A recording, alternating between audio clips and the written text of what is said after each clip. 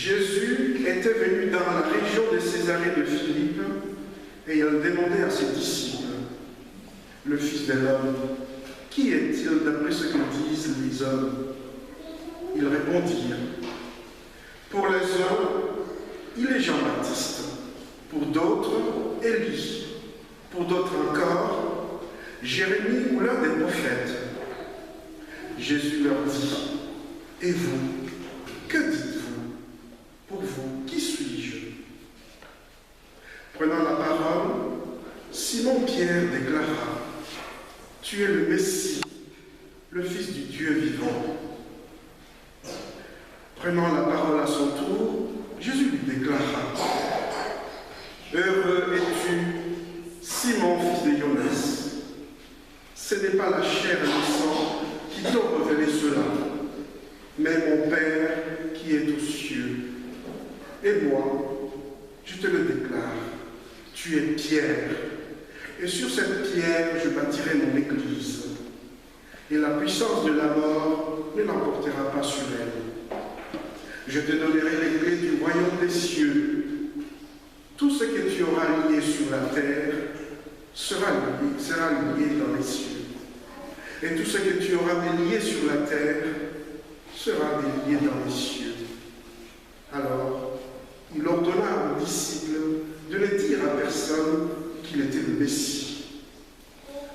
Acclamons la parole des dieux.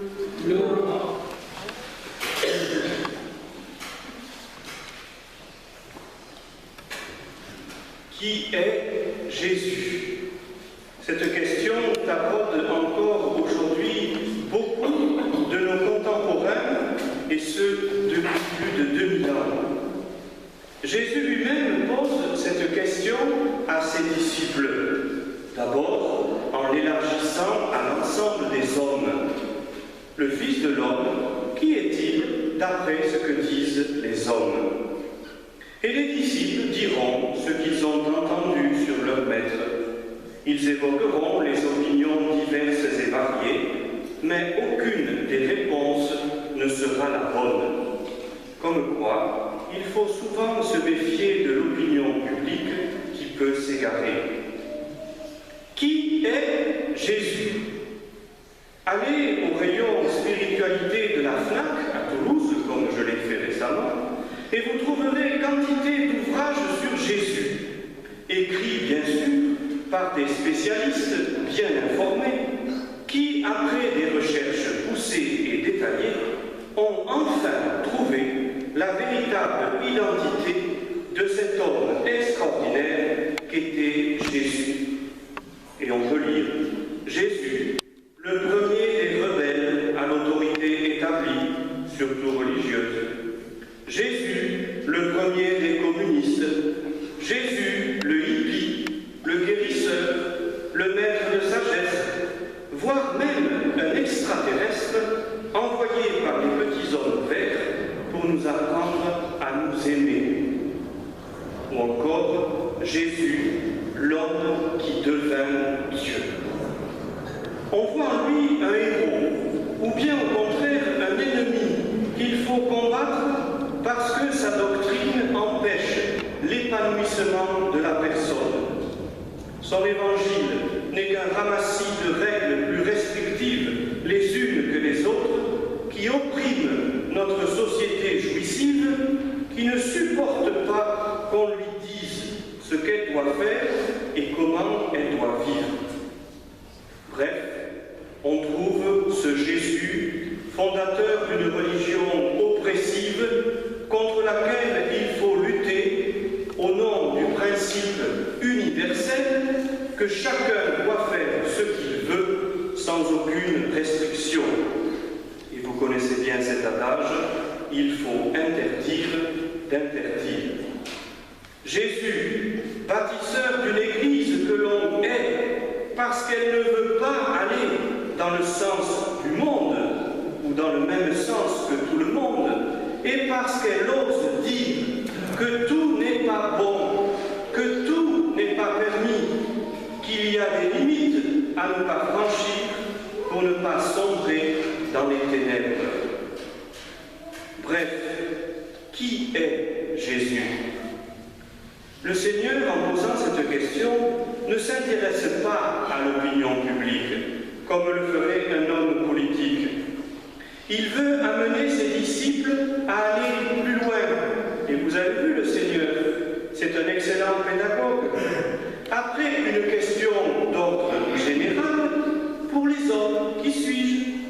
Il en arrive au vif du sujet. Et vous? Pour vous, qui suis-je? Ici, les disciples ne peuvent plus se cacher sur ce qu'ils ont entendu dire. Ils doivent s'impliquer personnellement. Ils doivent poser un acte de foi, un acte d'amour. Dans le brouhaha des opinions diverses et contradictoires, ils sont amenés à affirmer ce qui est la vérité. Et c'est Pierre qui va le faire en premier. Pierre, le pécheur. Pierre qui, rappelez-vous, a failli couler parce qu'il a manqué de foi en sortant de la barque. Pierre qui reniera son maître par 3 fois. Et c'est ce même Pierre qui affirme « Tu es le Messie, le Fils du Dieu vivant ». Pierre a tout juste. Comment a-t-il pu en arriver à trouver la véritable identité de Jésus?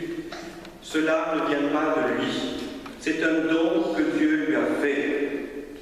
Ce n'est pas la chair et le sang qui t'ont révélé cela, mais mon Père qui est aux cieux, dit Jésus. Pierre était tout simplement ouvert au souffle de l'Esprit Saint. Tous ceux qui écrivent des livres et des articles sur Jésus ou qui font des émissions de télévision émettent des opinions, des avis, mais ils se trompent parce qu'ils ont oublié ou bien ils veulent ignorer l'essentiel. On ne peut trouver la véritable identité de Jésus que si on est ouvert à l'Esprit Saint. Seul l'Esprit Saint nous rend capables de reconnaître qui est Jésus, c'est-à-dire le Messie, le Fils du Dieu vivant. Qui est Jésus pour les hommes? Des réponses, frères et sœurs, nous en aurons des tas. Mais, je le redis, la plupart de ces réponses sont fausses, ou bien elles sont partielles ou erronées. Et le Seigneur nous demande d'aller plus loin. Pour toi, qui suis-je? Pour toi qui es là, aujourd'hui, dans ma maison. Pour toi qui participe à mon Eucharistie. Pour toi qui t'y crois en moi. Pour toi, qui suis-je? Ne fouillons pas dans notre esprit pour trouver la réponse. Ne nous souvenons pas de nos leçons de catéchisme, même si le catéchisme est très important. Non. Ouvrons notre cœur au souffle de l'Esprit.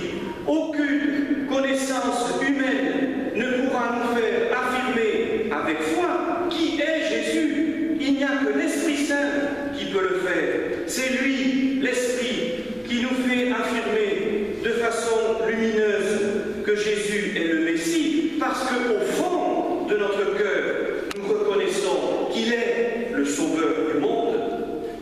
Pas besoin d'études, pas besoin de preuves, pas besoin d'opinion pour cela.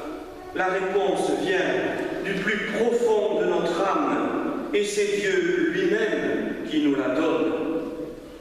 En reconnaissant ainsi que Jésus est le Sauveur du monde, nous recevons la mission d'en témoigner. Nous devenons responsables de nos frères et sœurs en humanité. Alors n'ayons pas peur, frères et sœurs, de vivre notre foi, même si ce n'est pas facile, et même si on veut nous faire taire, parce que le Christ et son message dérangent. N'oublions jamais, comme l'a promis Jésus, que les puissances de la mort ne l'emporteront pas sur l'Église. Alors laissons jaillir de nos cœurs le souffle de vie qui s'y trouve, ce don extraordinaire de Dieu qui nous fait affirmer avec audace « Seigneur, je le crois, tu es le Messie, le Fils du Dieu vivant. Amen.